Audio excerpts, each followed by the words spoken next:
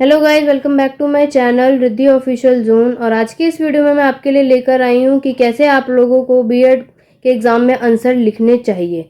तो ठीक है दोस्तों, मैं आपको पहली बार बता दूं कि ये पार्ट 2 है। आज की वीडियो पार्ट 2 है। पार्ट 1 में ऑलरेडी लेकर आ चुकी हूँ, तो आप लोग जाके चेकआउट कर लीजिएगा। मैंने उसमें बताया हुआ है आप लोगों को कि आपको एग्ज़ाम में कैसे लिखना है और कितने पेजेस आपको भरने चाहिए, वो मैंने आपके पार्ट 1 में डिस्क्राइब करा हुआ है। तो आज पार्ट 2 में मैं आपको ये मेन चीज़ें बताऊंगी कि आप लोगों को क्या क्या चीज़ों का ध्यान रखना चाहिए और आपको किस तरीके से आप लोग डायग्राम को या पाई चार्ट के थ्रू अपने आंसर समझा सकते हैं जब आपके पास समय कम होगा।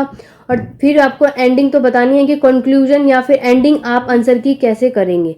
ठीक है, वो बहुत इंपॉर्टेंट हो जाएगा, क्योंकि ये सारी चीज़ों का ध्यान रखते हुए अगर अपना आंसर करेंगे तो 100% श्योर कि आपके अच्छे मार्क्स जरूर आएंगे। ठीक है, तो चलिए ज़्यादा समय ना लेते हुए मैं वीडियो को स्टार्ट करती हूँ। और आप लोगों को समझ आया होगा कि एग्ज़ाम में आपको क्या क्या लिखना है। चलिए 5 मेन पॉइंट में मैं आपको बता दूंगी कि क्या क्या लिखना है और किस किस चीज़ों का आपको ध्यान रखना है। चलिए 1 बाय 1 करके मैं आपके सामने डिस्क्राइब करती रहती हूँ, जिससे कि आप लोगों को किसी भी चीज़ में प्रॉब्लम ना हो जाए। तो चलिए गाइस, मैं पहली वीडियो का पहला टॉपिक आज आपके साथ क्लियर कर देती हूँ। जो चीज़ें मैं पार्ट 1 में कर दिया है वो मैं रिपीट नहीं करूंगी, आप लोग चेकआउट कर लीजिएगा। अगर आपको कंफ्यूजन है कि लॉन्ग क्वेश्चन में कितने पेज, वेरी शॉर्ट और शॉर्ट में कितने लिखने चाहिए, तो वो मैंने पार्ट 1 में जाके बता दिया है, तो आप वो सब देख लीजिएगा। आज की वीडियो में मैं पहला टॉपिक आपको ये चीज़ बताऊंगी कि पहले आप लोगों को अपने क्वेश्चन पेपर को रीड बहुत अच्छे से करना है, क्योंकि बहुत सारी मिस्टेक आपके आंसर रीड करने में ही मिस्टेक हो जाती है। ठीक है, तो आप लोग सबसे पहले अपना क्वेश्चन पेपर का हर क्वेश्चन को रीड केयरफुली करेंगे, क्योंकि क्वेश्चन पढ़ने की वजह से ही, क्योंकि कोई कोई बच्चा सिर्फ नॉर्मल थोड़ा सा क्वेश्चन पढ़ लेगा और लिखना शुरू कर देता है कि इसका आंसर ये होगा। तो इसलिए सबसे पहला आप ध्यान रखेंगे, ये आपके लिए बेस्ट टिप है कि आप लोग क्या करें कि सबसे पहले आप अपने क्वेश्चन को अच्छे से पढ़ के समझिए कि आपको क्वेश्चन में पूछा क्या जा रहा है। ठीक है, और दूसरा टॉपिक मैं आपको बता दूं, जो दूसरा मेन टिप्स है आपके लिए, जो आप लोगों को बहुत ध्यान देने की ज़रूरत है, वो है गाइज आप लोगों की रेटिंग। ठीक है, रेटिंग एक बहुत ज़्यादा ज़रूरी होता है जब हम लोग आंसर हम लोग लिखते हैं, क्योंकि बहुत सारी चीज़ें हैं जो लोग इस पे ध्यान नहीं देते हैं, क्योंकि जब बड़े लोग हो जाते हैं तो रेटिंग पे ध्यान नहीं है, सिर्फ आंसर लिखना शुरू कर देते हैं। तो ऐसा नहीं है, बहुत सारे रीज़न होते हैं नंबर कम आने का। उनमें से एक रीज़न ये भी होता है कि बच्चों की रेटिंग की वजह से ही उनके नंबर कम आ जाते हैं। कभी कभी हम लोग आंसर लिखते हैं, इकट्ठे लिखने लग जाते हैं, सबकी राइटिंग अलग होती है, बट कुछ चीज़ें ऐसी होती हैं जो टीचर को समझ में नहीं आती है और आपके नंबर कट हो जाते हैं, चाहे आप लोगों ने वो आंसर सही लिखा होगा तो भी। ठीक है, तो आप लोग अपनी राइटिंग पे जरूर ध्यान दीजिएगा, जिसकी वजह से आप लोगों के नंबर कम ना आए। ठीक, तीसरी मेन इंपॉर्टेंट चीज़ मैं आपको बता दूं, तो आप लोग ना अपने आंसरों के बीच में गैप रखना बहुत ज़रूरी है।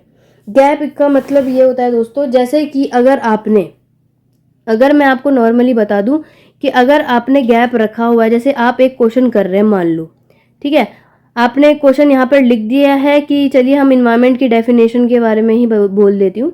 आप यहाँ पे इन्वायरमेंट की डेफिनेशन के बारे में आपने पूरी लाइन कर दी, आपने इन्वायरमेंट लिखा और टॉपिक बता दिया।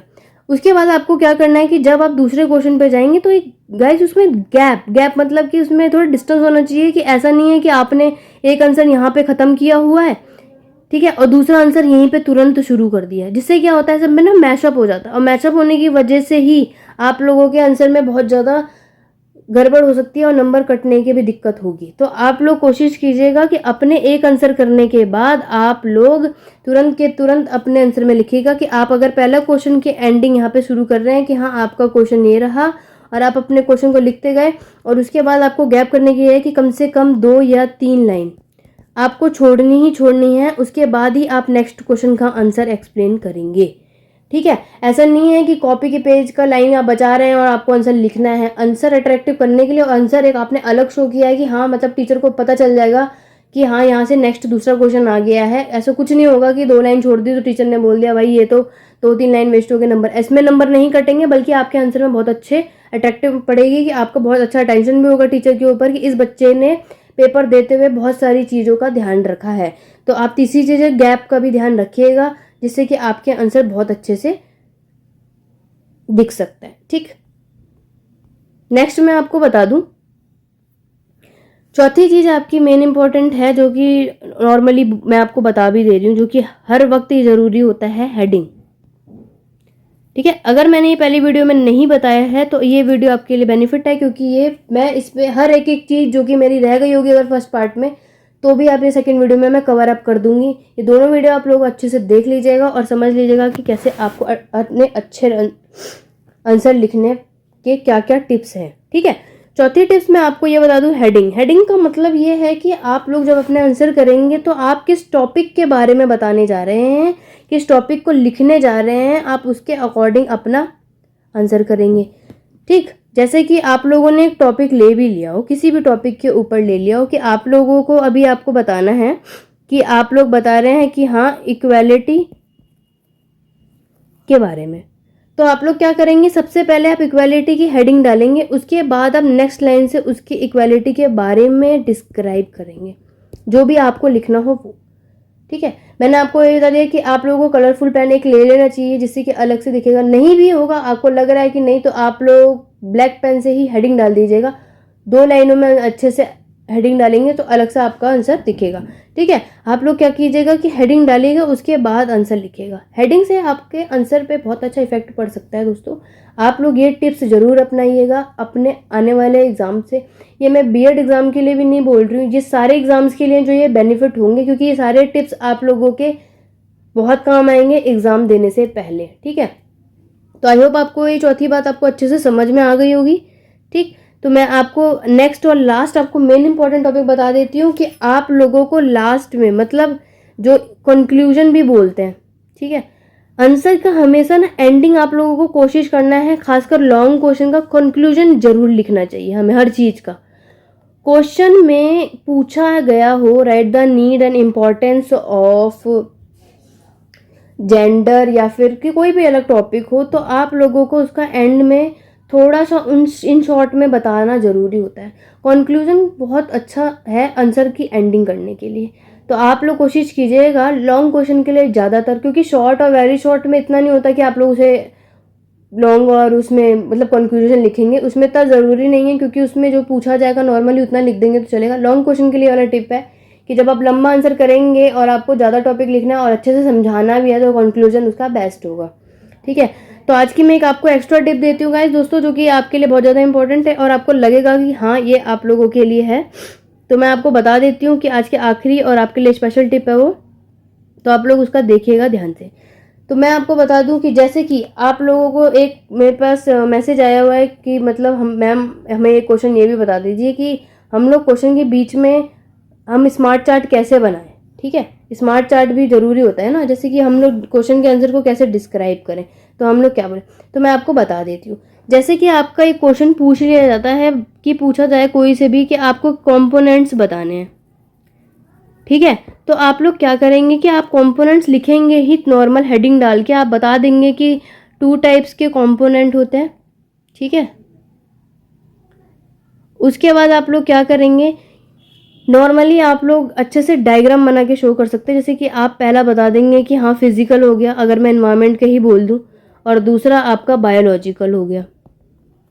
ठीक है, तो ये आपने नॉर्मली लिख दिया। उसके बाद जब आपको फिजिकल कंपोनेंट के बारे में बताना हो, तो मैं उसका एक पहला बता रही हूँ कि आप स्मार्ट चार्ट पेपर में जब आप लोगों के पास कम समय हो, तो आप लोग कम समय में अपने आंसर को कैसे जल्दी समझा सकते हैं और अच्छे से समझा सकते हैं। आप लोग पाई चार्ट इसको आप डायग्राम के थ्रू बना सकते हैं, स्मार्ट चार्ट जिसे बोला जा सकता है। ठीक, तो आप लोग यहाँ पे ये बोल दीजिएगा कि हाँ फिजिकल कंपोनेंट है, जैसे आपके पास कम समय है बट आपको बोलना ही है कि भाई डिस्क्राइब तो करेंगे, ऑब्वियसली बात है, लॉन्ग में हो अगर शॉर्ट में भी हो, तो आप ये बोल दीजिएगा कि फिजिकल कंपोनेंट में आप लोगों का लैंड, एयर और वाटर इंक्लूड होता है। तो आप एक पहली चीज़ तो ये डायग्राम देख के आप इजीली बता सकते हैं। ठीक है, जिससे कि आपके आंसर बहुत अच्छा होगा। दूसरा आप लोग क्या कर सकते हैं कि आप लोग एक हेडिंग डाल दीजिए, जैसे दूसरा टॉपिक का था बायोलॉजिकल, तो आप लोग ऐसे बायोलॉजिकल कंपोनेंट डाल के उसके बाद उसके कितने प्रकार हैं आप उसको ऐसे फिगर आउट अच्छे से स्मार्ट चार्ट बना के बता सकते हैं कि बायोलॉजिकल का एक प्लांट, दूसरा एनिमल। ठीक है, मतलब बाकी जो भी उसके फंक्शन ऑर्गेनिज्म जो भी है बाकी का आप उसके पॉइंट अच्छे से लिखकर आप ऐसे भी डायग्राम के थ्रू अपने आंसर को दिखा सकते हैं। ठीक, क्योंकि कुछ कुछ आपके ऑप्शन ये हो जाएंगे कि आप लोगों के पाई चार्ट में क्या है कि कम समय में आप अपने आंसर को एक्सप्लेन भी कर देंगे और आप मेन पॉइंट भी लिख देंगे, क्योंकि आपके कंपोनेंट पूछे गए हैं। आपके पास अगर समय बचेगा कम से कम आप उसके मेन पॉइंट लिख देंगे, और फिर आपके पास कम समय भी होगा तो भी आप लोग ये बता सकते हैं कि आप प्लांट के बारे में आप लोग कुछ नहीं तो कम से कम एक लाइन, उसके बाद एनिमल के बारे में आप लोग कुछ नहीं तो एक लाइन लिखेंगे। कम से कम आपके पॉइंट्स तो लिखे जाएंगे ना डायग्राम के थ्रू, आप अच्छे से एक्सप्लेन तो कर पाएंगे। बट मेरा टिप्स एक्स्ट्रा ये भी दूंगी मैं दोस्तों कि कोशिश कीजिएगा कि लॉन्ग आंसर आप सबसे पहले कीजिएगा, जिससे कि आप अपने तरीके से बेस्ट तरीके से इन सारी बातों का ध्यान रखते हुए एग्जाम का आंसर दे दें। ठीक है, और ज़्यादा से ज़्यादा नंबर पे आप कम समय पे कर लें। ठीक, तो आप ऐसे ही कर सकते हैं, आप कोई से भी शेप का बना लीजिए, बट आप आंसर ट्रायंगल, रेक्टेंगल, सर्कल किसी भी शेप में देकर आप उस डायग्राम को अच्छे से शो कर सकते हैं, जैसे आपको कंफर्टेबल लगे कि हाँ ये डायग्राम आपको ऐसे शो करना है। ठीक है, तो ये सारी टिप्स आई होप आपको अब अच्छे से समझ आ गया होगा कि आप लोगों को कैसे कैसे क्या क्या यूज़ करना है और क्या चीज़ होनी है, क्योंकि आप अगर डायग्राम के थ्रू अपने आंसर को प्रूव करेंगे, समझाएंगे तो बहुत अच्छे से समझ में आ जाएगा। ठीक है, आई होप आपको ये सब अच्छे से समझ में आ गया होगा। ठीक है, अगर अब कोई डाउट या कोई क्वेरी हो तो कमेंट बॉक्स पे कमेंट लिख के ज़रूर बताइएगा। दोस्तों मेरी वीडियो को लाइक ज़रूर कीजिएगा। ठीक, और जितने से ज़्यादा हो सके मेरी वीडियो को शेयर करना मत भूलिएगा। अगर आप मेरे चैनल पर नए हैं तो सब्सक्राइब और बेल आइकन पे प्रेस कर दीजिएगा, जिससे कि ऐसी ही नई वीडियो आपके तक पहुंच जाए और आप लोग देख पाएँ। ठीक है, आज की छोटी सी वीडियो बस इतने ही। Thank you for watching.